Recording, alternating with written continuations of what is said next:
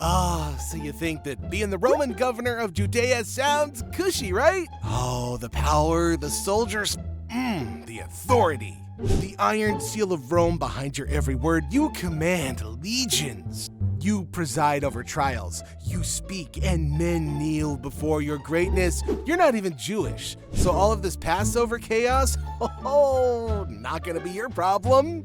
And then you meet Jesus. And suddenly, you're not just a man with a garrison, you're a man carved into history. But not for conquest, and not for cruelty, but for hesitation. For cowardice. For washing your hands while handing over the most famous man in the world to be executed. But let's rewind for a second. You are Pilate, 5th prefect of Judea. Not elected, not born to it, but appointed by Tiberius, an emperor so paranoid he would kill his own mother if it meant securing royalty. Your job? Collect taxes, crush dissent, keep the religious factions quiet. Especially during Passover when 100,000 Jews cram into Jerusalem. Spoiler alert, you fail. You tried to flex once, brought Caesar's graven image into the holy city. Riot. Then you used temple funds for a Roman aqueduct. Oh my god, riot. Later, you hung imperial shields in Herod's palace. Oh my god, another riot. Tiberius himself had to tell you to chill it, bruh. And man, by the time Jesus shows up, you're under pressure. Any more trouble and you're not just unemployed, you are crucified. Oh, and oh my goodness gracious Jesus, it's Passover again.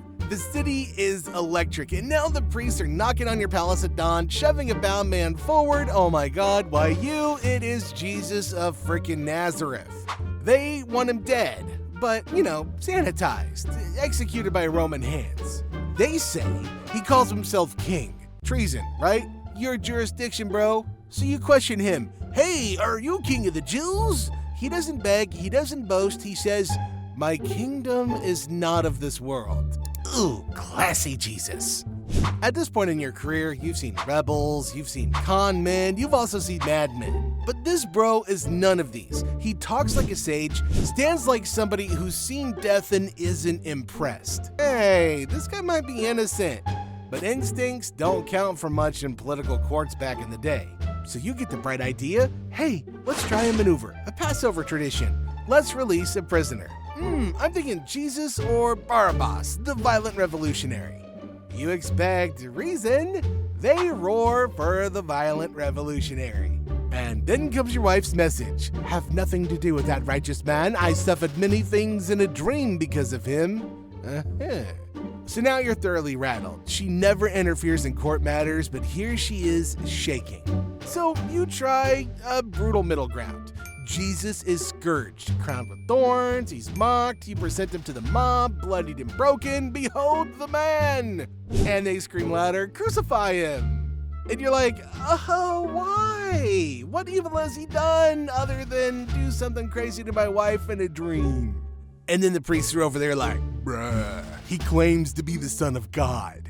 Well, now you're spooked. Romans respect gods. They fear them. This man just became more than a political problem. He is now a cosmic one.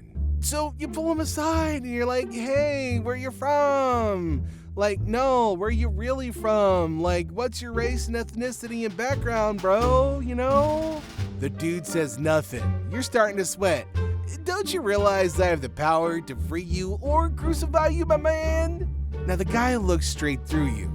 You would have no power over me if I had not been given you from above. At first you're like, what's that even mean? Like, this isn't arrogance, and then you realize it's the truth.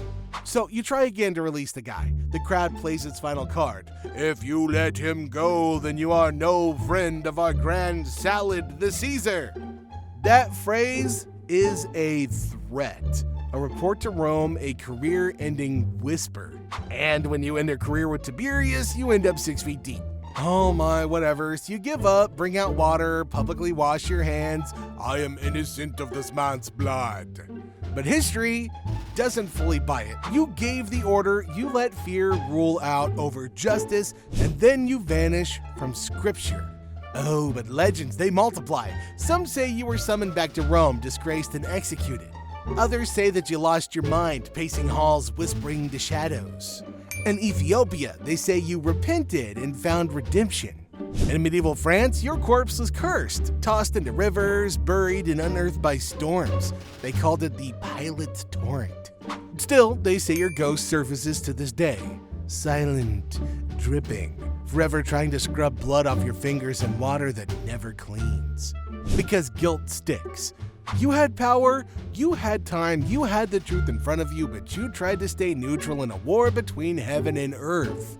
And it devoured you. So, did you damn yourself, Pilot? I don't know, maybe.